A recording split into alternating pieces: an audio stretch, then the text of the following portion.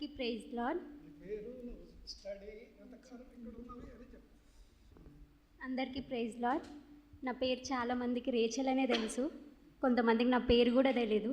నా పూర్తి పేరు జూలియా మేరీ రేచల్. నేను పుట్టింది పెరిగింది అంతా నంద్యాలే. మాది ఆంధ్రప్రదేశ్ రాయలసీమ సైడ్ నేను ఉండేది. మా ఫ్యామిలీ అంటే నేను పుట్టినప్పటి నుంచి ఒక హెబ్రోన్ సహవాసురాలనే. చిన్నప్పటి నుంచి నేను హెబ్రోన్ సహవాసురాలనే. మా ఫ్యామిలీ ఎటువంటిదంటే ఒక దైవికం గల ఫ్యామిలీ అన్నమాట. మాకు ఏదన్నా కావాలి అన్నా పెద్దదైనా చిన్నదైనా ప్రతిదీ మేము దేవుని మీద ఆధారపడి అది వచ్చేంత దాకా ప్రార్థిస్తూనే ఉండే ఫ్యామిలీ మాది. అటువంటి ఫ్యామిలీ అన్నమాట. అటువంటి ఫ్యామిలీలో నేను జన్మించాను.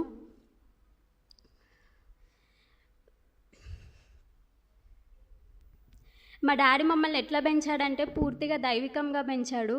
ఎంత భయం అంటే దేవుడు అంటే పుల్పిట్ పక్క నుండి కూడా నిలబడే అంత భయం దేవుడు అంటే. బల్లన్న కూడా అంత భయం మాకి.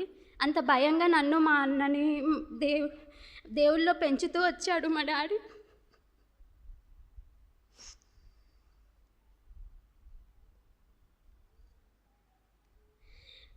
అంత భయంగా పెంచుతూ వచ్చిన నేను ఒక అవిశ్వాసరాలుగానే పెరిగాను.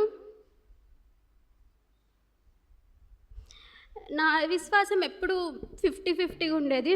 అంటే మందిరానికి రావాలి, దేవుణ్ణి ప్రార్థించాలి, సర్లే దేవుడు ఇస్తాడో లేదో తెలీదు, అది సెకండరీ. అట్లా అవిశ్వాసాలుగానే నేను పెరుగుతూ వచ్చాను. 2019లో వ్యక్తిగత సమస్యల వల్ల ఎంతో బాధపడినా.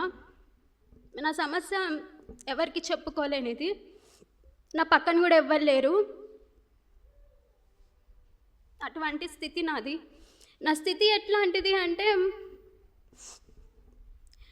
తల్లి అయినా మరచిన మరచును, తల్లి అయినా మరచిన మరచును, నేను నిన్ను మరువనని నా, నేను నిన్ను మరువనని నా, నమ్మకమైన నా ప్రభువా, నమ్మకమైన నా ప్రభువా. జై జై యేసు రాజా, జై జై రాజాది రాజా నీకే జై జై, రాజాది రాజా నీకే జై జై. పక్కన అందరున్నా కానీ ఒక ఒంటరి దాన్ని. అటువంటి స్థితిలో దేవుడు నాకు తోడుగా ఉన్నాడు, నన్ను ఎప్పుడూ విడవలేదు. ఆ క్షణంలో ఎక్కువ నేను ప్రార్థించేదాన్ని. 2020 పీక్ కోవిడ్ టైం. ఆ టైంలో బయట కూడా కాలు పెట్టకూడదు. అటువంటి స్థితిలో నేను ఇంకా అప్పటికి బాప్తిజం కూడా తీసుకోలేదు. దేవుడు సండే స్కూల్ పిల్లల కోసం నన్ను ఎంతగానో వాడుకున్నాడు. అందుకు దేవునికి ఎంతగానో కృతజ్ఞతాస్తుతులు చెల్లిస్తున్నాను. 2021లో జూన్ మంత్ అప్పటికి కూడా నేను సండే స్కూల్ పిల్లలకి బోధ చేస్తూ అందరికీ పాటలు పాడుతూ దేవుడు 2021 ఎక్కువ సండే స్కూల్ పిల్లలు ఎక్కువ వాడబడుతూ నన్ను తీసుకొని వచ్చాడు. 2021 జూన్ మంత్, అది కూడా కోవిడ్ టైమే, సెకండ్ వేవ్ స్టార్ట్ అయింది. కొంచెం తగ్గుతూ వచ్చింది 2021లో. ఆ టైం జూన్లో నేను డెంగ్యూతో బాధపడినా. ఎలా అంటే నా పరిస్థితి, అడ్మిట్ అయినాను హాస్పిటల్లో. నా ప్లేట్లెట్ కౌంట్ 20 బిలో అయ్యింది. ఇంకా 10కి వెళ్తే నన్ను కోమాకి వెళ్తాను అన్నారు. అటువంటి స్థితి నాది. అసలు మా పేరెంట్స్ ఏం చేయాలో తెలియని స్థితిలో ఉన్నారు. ఎక్కువ ప్రార్థించాం ఆ టైంలో. మా డాడీకి తెలిసిన ఒక డాక్టర్, ఆయన కూడా పీడియాట్రిషియన్. అక్కడ జాయిన్ చేసిన హాస్పిటల్లో ఆయన ఫిజిషియన్ ఏమన్నాడు అంటే, ఇంక నేనైతే ఏం చెయ్యలేను, అమ్మాయికి ఇంకొంచెం ప్లేట్లెట్స్ తగ్గినాయి అంటే అమ్మాయి కోమాకి వెళ్ళిపోతుంది. ఇప్పుడున్న పరిస్థితిలో అయితే నేను ఏం చెయ్యలేను ఆ అమ్మాయిని, మీరు ఇప్పటికి హైదరాబాద్ తీసుకెళ్ళండి అన్నారు. నంద్యాల నుంచి హైదరాబాద్ తీసుకెళ్ళాలి, అది అంత పీక్ కోవిడ్ టైంలో అంటే మాకు చాలా కష్టమైంది. ఏదున్నా సరే దేవుని మీద భారం వేయాలి అని మా డాడీ ఎక్కువ ప్రార్థించడం మొదలుపెట్టాడు. ఆయన పీడియాట్రిషియన్, మా డాడీకి చాలా క్లోజ్. అప్పుడప్పుడుకి వచ్చి నా పరిస్థితి చూసి అప్పుడప్పుడుకి డోనర్ పట్టుకొని నాకు అప్పుడప్పుడుకి నైట్ ప్లేట్లెట్స్ ఎక్కిచ్చారు. అలా ఆ ప్లేట్లెట్ కౌంట్ అనేది నెక్స్ట్ డే నుంచి పెరగడం మొదలుపెట్టింది. అలా దేవుడు నన్ను బతికిస్తూ వచ్చాడు. జూన్ 2021 నుంచి జూన్ 2021 అక్టోబర్లో అప్పటికి నేను అనుకున్నాను, ఇంకా నేను ఇలానే ఉండకూడదు ఒక అవిశ్వాసరాలుగా, నేను ఇంకా దేవునిలోకి రావాలి, దేవా నీ బిడ్డగా నేను బతకాలి అని దేవునికి ప్రార్థిస్తూ వచ్చాను.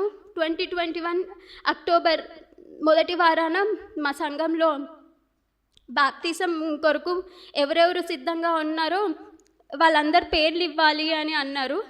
అప్పుడు నేను ఇంటికి వెళ్ళి నేను కూడా చెప్పాను, బాప్తిజం తీసుకుంటాను ఈ అక్టోబర్ నెల, మరి ఇట్లా అనౌన్స్ చేశారు కదా, బాప్తిజం తీసుకోవాలని అనుకుంటున్నా అని చెప్పాను మా పేరెంట్స్కి.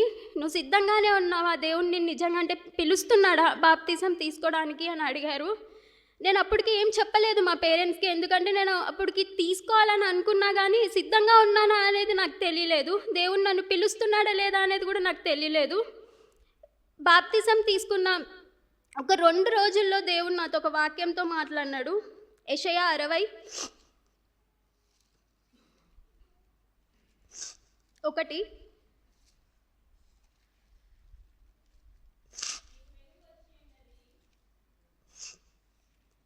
నీకు వెలుగు వచ్చి ఉన్నది, లెమ్ము తేజరిల్లుము,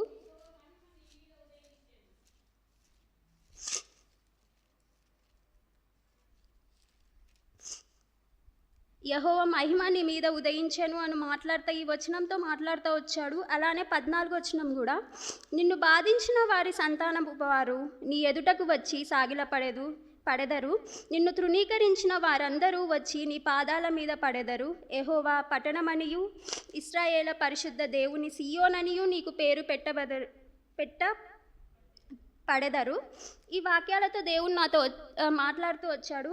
అలా నేను బాప్తిజానికి సిద్ధపడ్డాను. అక్టోబర్ 17, 2021 నేను బాప్తిజం తీసుకున్నాను మా సంఘంలోనే, బేతేల్ సంఘం మాది. అలానే 2022 మేలో నీట్ పరీక్ష స్టార్ట్ అయ్యింది. 2022 మే 31 అనుకుంటా, అప్పుడు నీట్ రాయడం జరిగింది. నేను పీజీకి నీట్ రాస్తూ వచ్చాను. జూన్లో మాకు రిజల్ట్స్ వచ్చాయి, నేను క్వాలిఫై అయ్యాను. మా కౌన్సిలింగ్ కూడా స్టార్ట్ అయ్యింది.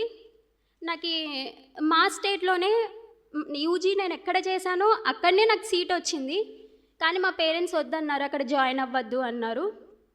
కానీ రాజమండ్రిలో కూడా నాకు సీట్ వచ్చింది, అది చాలా దూరం నంద్యాల నుంచి, అక్కడ కూడా మా పేరెంట్స్ వద్దన్నారు. సర్లే తెలంగాణ అప్లై చేద్దాము అని తెలంగాణ అప్లై చేశాను. తెలంగాణ అప్లై చేసింటే నాకు నిజామాబాద్లో వచ్చింది, నెక్స్ట్ కామినేనిలో సీట్ వచ్చింది. నిజామాబాద్ చాలా దూరం మాకి, అక్కడ నుంచి నంద్యాల నుంచి మరి నిజామాబాద్ అంటే చాలా దూరం అని మా పేరెంట్స్ అక్కడ కూడా వద్దన్నారు. సర్లే కామినేని చూద్దాము అని వచ్చాము. అసలు నాకు ఈ కామినేని ఎటువంటి పరిస్థితుల్లో వచ్చింది అంటే, లాస్ట్ డే అనమాట, ఆ రోజు 4 o'clockకి ఇంక కౌన్సిలింగ్ స్టాప్ అయిపోతుంది. అటువంటి స్థితిలో నేను వచ్చాను కామినేనికి.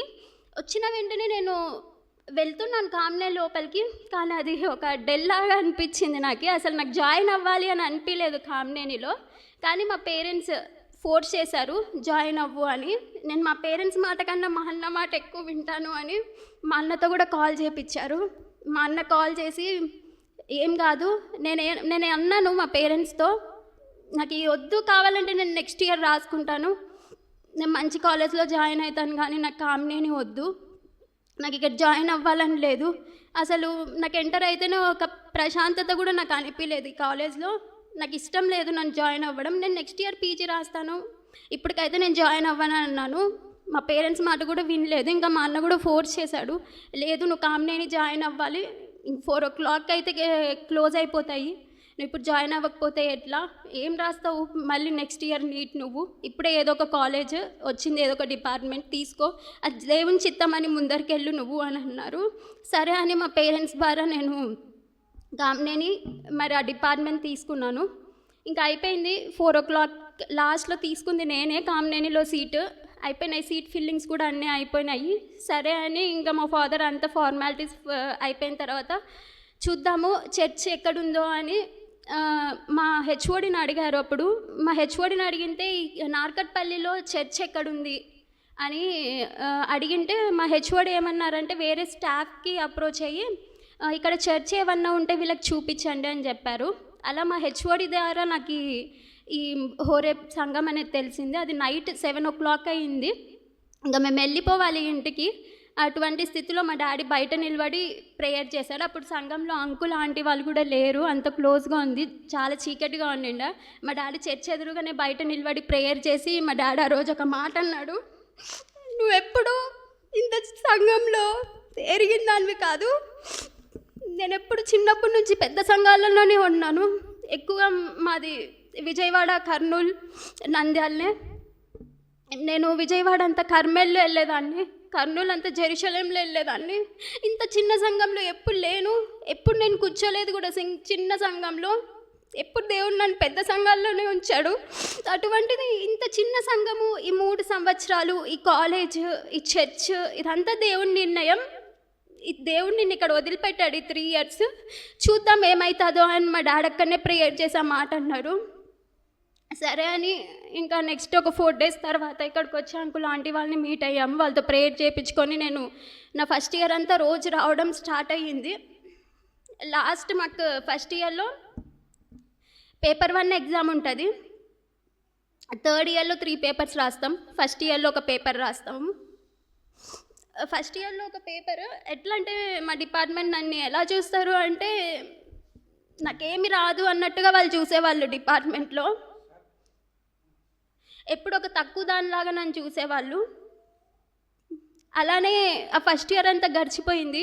ఒకరోజు రానే వచ్చింది, ఎగ్జామ్ డే వచ్చింది. నాకు అప్పటి వరకు నేను దేవుని మీద విశ్వాసంతో, దేవుని మీద భారంతో, ప్రేయర్స్తో నేను అప్పటి వరకు నేను భయపడలేదు. పేపర్ ఎగ్జామ్, నా ఫస్ట్ ఇయర్ పేపర్ ఎగ్జామ్ రాయాలి అని నాకు ఎప్పుడు టెన్షన్ అనిపించలేదు. కానీ ఎప్పుడైతే నేను ఎగ్జామ్ హాల్లో కూర్చొని ఆ పేపర్ చూసానో చాలా బాధ అనిపించింది. నేను మార్చి నుంచి ప్రిపేర్ అవుతున్నా నా ఫస్ట్ ఇయర్ ఎగ్జామ్స్ కోసం, ఎన్నో మంత్స్ నుంచి ప్రిపేర్ అవుతున్నా. కానీ నాకు పేపర్ వచ్చింది బౌన్సర్. ఒక 5 questions వస్తాయి, ఇంకా 5 questions అసలు రావు నాకు. ఇంకా ఫెయిల్ అవుతానని ఫిక్స్ అయినాను.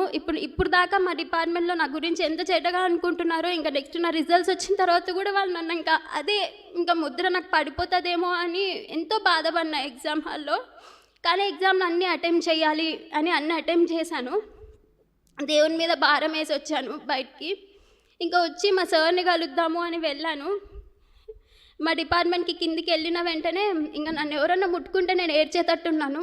అటువంటి స్థితిలో మా స్టాఫ్ దగ్గరికి వెళ్ళింటే మా స్టాఫ్ అడిగిన ప్రశ్న, పాస్ అవుతావా నువ్వు, ఫెయిల్ అవుతావా అని అడిగిన ప్రశ్న.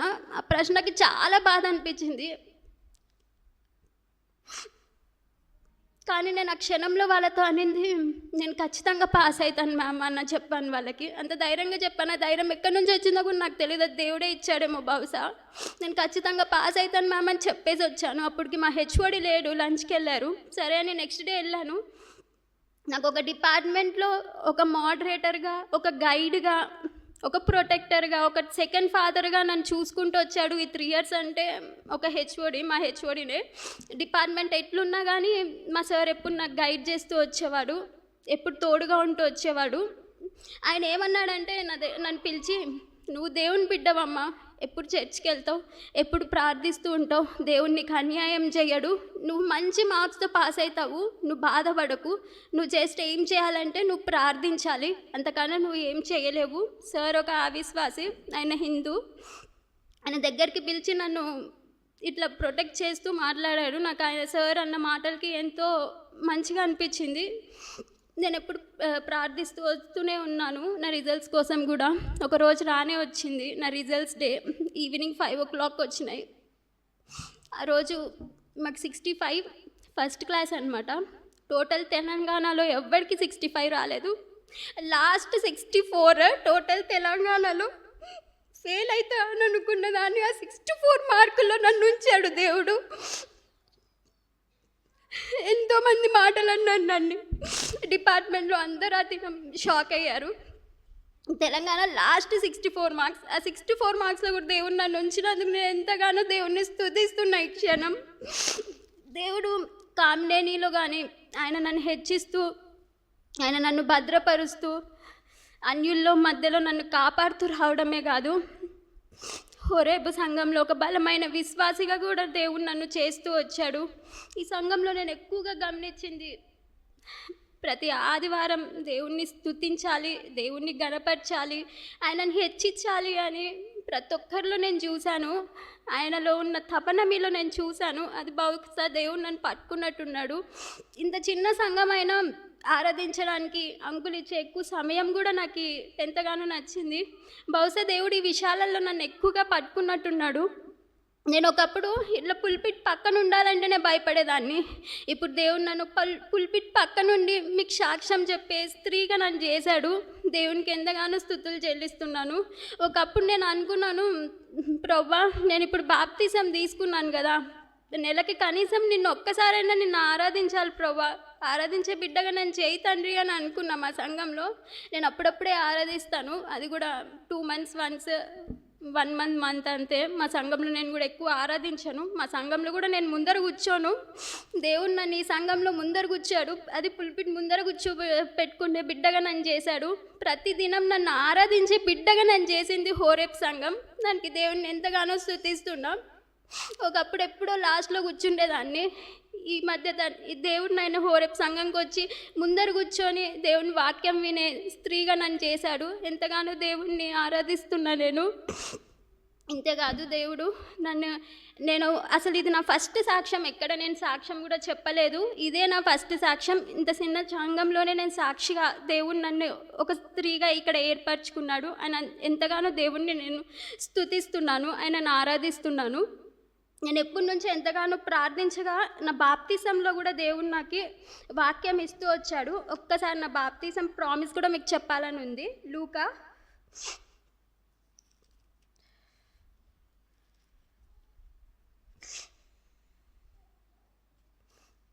10:19. ఇదిగో పాములను తేళ్లను త్రొక్కుటకును శత్రు బలమంతటి మీద మీకు అధికారం అనుగ్రహించి ఉన్నాను, ఏదియు మీకెంత మాత్రమును హాని చేయదు. దేవుడు ప్రతి క్షణం నాకు తోడుగా ఉంటూ నన్ను బలపరుస్తూ వచ్చాడు. ఈ సంఘంలో కూడా బలమైన విశ్వాసిగా నన్ను చేశాడు. నేను దేవుడికి ఎంతో రుణపడి ఉంటున్నాను.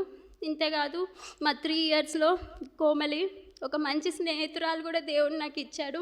మా పరిచయం ఎట్లాంటిది అంటే, మా ఇద్దరికి ఎన్ని బాధలున్నా ఎన్ని సంతోషాలున్నా అప్పటికప్పుడుకి చెప్పుకొని లాస్ట్లో ఒక సెంటెన్స్ అనుకుంటాం, మనకేమవుతుంది, మన దేవుడు తోడుగా ఉన్నాడు.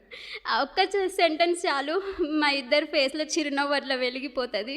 దేవుడు మా ఇద్దరిని అంత బలమైన విశ్వాసిగా, మంచి స్నేహితురాలుగా, మంచి సిస్టర్స్గా, మీరు అందరూ అంటారు మీ ఇద్దరు సిస్టర్స్ లాగా అంటుంటారు అని. మీరే కాదు, కాలేజ్లో కూడా చాలామంది అంటారు. ఒక మంచి సిస్టర్స్ రిలేషన్షిప్, ఒక మంచి ఫ్రెండ్షిప్ మా ఇద్దరికి ఇచ్చాడు. అందుని బట్టి దేవుడిని కూడా నేను ఎంతో స్తుతి స్తోత్రం చెల్లిస్తున్నాను.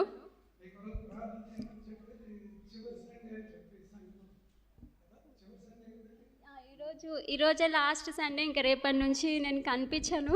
అంటే నెక్స్ట్ సండే నుంచి కూడా మేము కనిపించాం, నేను కోమలి. మాది ఒక చిన్న కుటుంబం. నేను, డాడీ, మమ్మీ, అన్నయ్యనే. మా కుటుంబం గురించి కూడా ప్రార్థించండి. నేను ఒక సాక్షురాలుగా దేవుడు నన్ను ఇక్కడ నిలబెట్టించాడు. ఇదే నా ఫస్ట్ సాక్ష్యం. నేను ఎప్పుడు కూడా చెప్పలేదు దేవుడు ఇంత అద్భుతం ఈ సంఘంలో, ఇంత చిన్న సంఘంలో నన్ను చేశాడు అని. ఇలానే ఇంకా ఎన్నో సాక్ష్యాలు నేను వేరే సంఘంలో కూడా చెప్పేలాగా దేవుడు నన్ను ఇంకా బలపరచాలి, ఇంకా ఆయనలోకి తీసుకురావాలి అని నా కొరకు కూడా మీరు ప్రార్థించండి. మా 3rd year పేపర్స్ కూడా మా 3 papers బౌన్సరే. మేమిద్దరం కూడా ఎగ్జామ్ బాగా రాయలేదు, కానీ ఆయన మీద విశ్వాసం ఉంచి మేము ముందరికి వెళ్తున్నాము. మా థియరీ అయిపోయింది, మా ప్రాక్టికల్స్ 12th 13th ఉంటాయి. దాని కోసం కూడా ప్రార్థించండి. మా 3rd year రిజల్ట్స్ కూడా మంచి మార్క్స్తో మేము పాస్ అవుటకు మా ఇద్దరి కొరకు కూడా మీరు ప్రార్థించండి. కోమ్లీ వాళ్ళ ఫ్యామిలీ కూడా చిన్నది. వాళ్ళ మమ్మీ, డాడీ, అన్నయ్య, వాళ్ళ అన్నయ్య మ్యారేజ్ అయింది. వాళ్ళ ఫ్యామిలీ కొరకు కూడా మీరు ప్రార్థించమని వేడుకుంటున్నాను. అలాగనే మా సార్ కొరకు కూడా, ఆయన ఒక అవిశ్వాసి అయినా నన్ను ఎంతగానో సార్ ప్రొటెక్ట్ చేస్తూ వచ్చాడు డిపార్ట్మెంట్లో. ఆయన నాకు తోడుగా ఉంటూ వచ్చాడు. ఆయన నిజమైన దేవుడు యేసుక్రీస్తు అని తెలుసుకోవడానికి ఆయన కొరకు కూడా ప్రార్థించమని నేను సంఘంలో కోరుకుంటున్నాను. ఈ కొద్ది సాక్ష్యం కేవలం దేవునికే మహిమ కలుగును గాక. ఆమేన్.